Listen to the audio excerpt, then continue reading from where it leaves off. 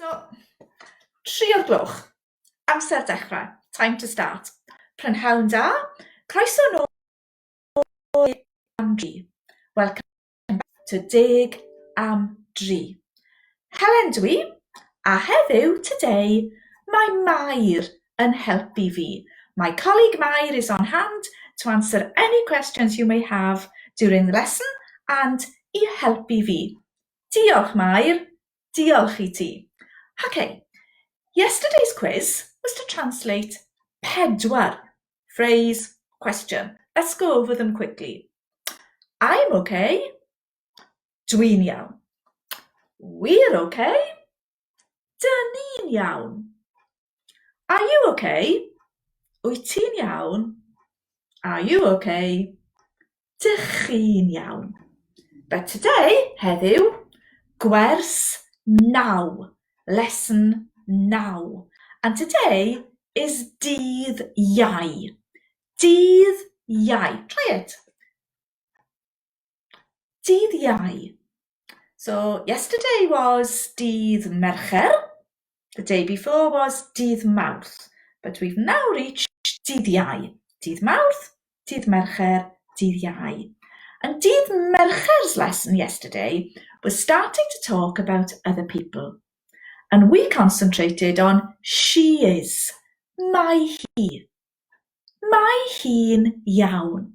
How would we say she is working? Mae hi'n gweithio. She's reading. Mae hi'n darllen. And mae hi also means it is. It is. It is.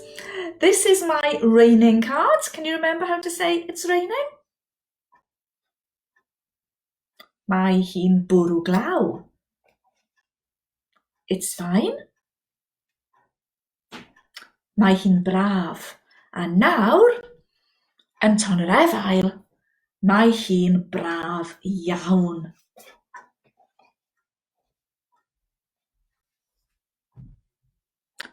Mae hi'n wyntog. It's very windy. Mae hi'n wyntog iawn. And finally, mae hi'n oer. And do you remember, if we don't know the context, mae hi'n oer can mean she is cold or it is cold. Da iawn. Ond ymlaen, let's go on. Now then, you can probably guess what's coming next, and it's going to be really easy today. Dydd Mercher, she is. Dydd Iau, he is. I say it's easy, but we do actually have a north and south gogledd de variation. As you know now, I'm in the south, so I'm using the South Wales. So we'd say mae e, and the gogledd in the north, mae o. So, os dych chi eisiau dysgu Cymraeg y gogledd, mae o. And when I say mae e, just repeat mae o instead. So, he's okay.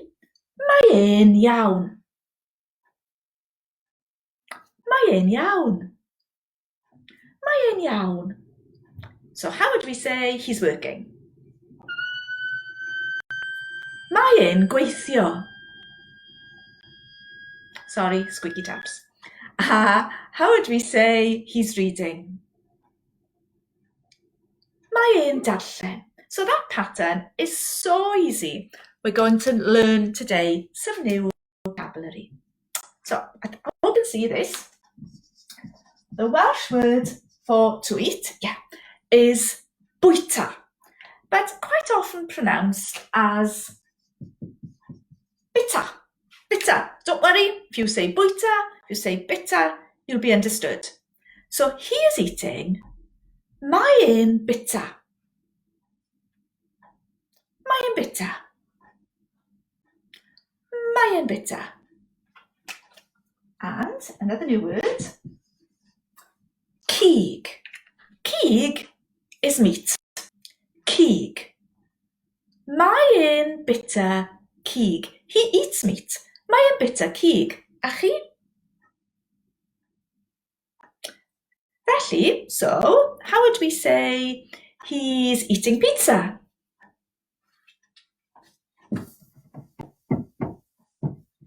Da iawn. Mae e'n bita pizza. He's eating meat. Mae e'n bita cig. He is eating spaghetti. Mae e'n bita spaghetti. He's eating meat. Mae e'n bita cig. He is eating soup. Mae e'n bita cawl. He's eating meat.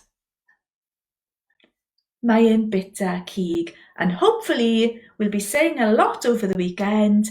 Mae e'n bita siocled. Mae e'n bita siocled.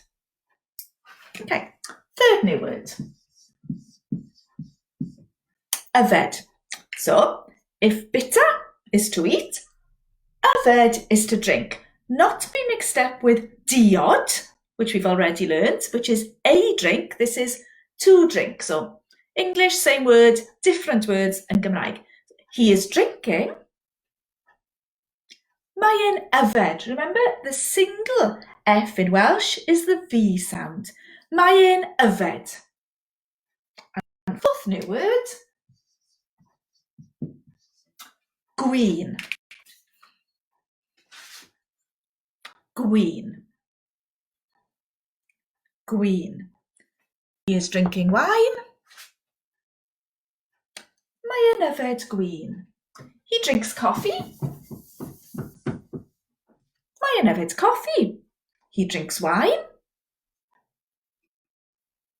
Mae e'n yfed gwin.